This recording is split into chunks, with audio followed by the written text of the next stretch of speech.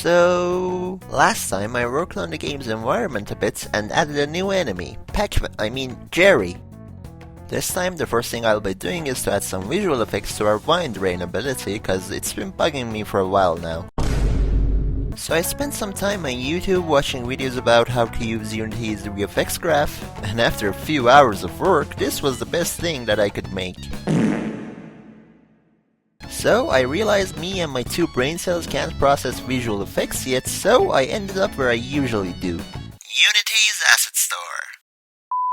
I found these really cool assets and imported them into my project. Then I played around with the colors a bit to match them with the nature element, and added a script for controlling the effect, and here is the final product. It isn't perfect, but at least it looks better than before. With the addition of all the new stuff, the game is finally starting to take some shape. But there isn't much to do in the game at the moment other than bullying Gary. So I decided to add a new quest system to the game. The player would be able to talk to some NPCs and they would give him some quests, and upon completing them they would be rewarded. Sounds simple enough. So I used scriptable objects to make quests and quest goals, and connected them together. So think of the quest as a container that can contain many quest goals, that when all its goals are reached, the quest would be marked as completed. And it would be done by a singleton class called Quest Manager that has an array that contains... Boring! Anyways, here's how it works. There aren't any NPCs in the game yet, so we know what to do. Bean!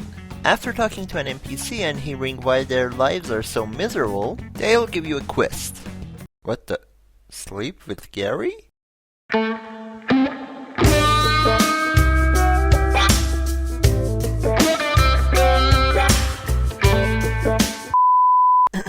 Anyways, after completing the quest, it'll be marked as complete and you'll get rewarded. Pretty cool. While I was working on a quest system, I thought of a new idea to add to the game. A settlement system. So basically, there will be some special NPCs scattered across the world, and if you manage to find them, they'll give you some special quests. If you complete these quests, they'll be recruited and be sent to your settlement. In your settlement, you can build houses for your NPCs to unlock some special interactions with them. For example, giving you some special quests or trading items that you usually can't buy from other cities. And also, you would be able to upgrade their houses to unlock even more interactions with them. And I might even add some other capabilities to the settlements later on. So, I got to work.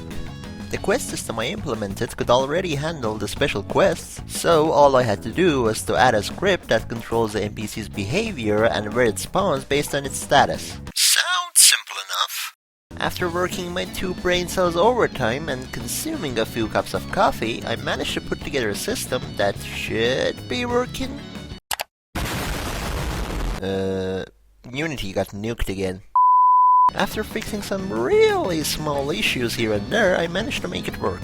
But because there are no NPCs in the game yet, Gary here will help us demonstrate. So whenever you speak to a special NPC, after listening to their really sad backstory, they'll give you a special quest to complete, known as recruitment quests.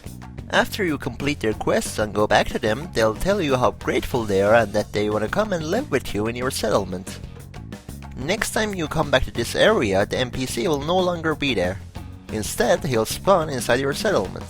I know the settlement looks kinda sad and nobody would actually like to live here, but I'll be fixing this later. Anyways, there will be like a construction site next to newly recruited NPCs that you can interact with. If you had enough resources, you could finish building their house, which results in unlocking new quests and interactions with them. That I'm also gonna add later on. But you get the idea. After I was done with the special NPCs, I decided to work on the transitions between regions that I talked about in the last video. So I wrote a script that transfers you into the next region when you enter a transition point. Then I added a loading screen between regions so it wouldn't look weird and buggy.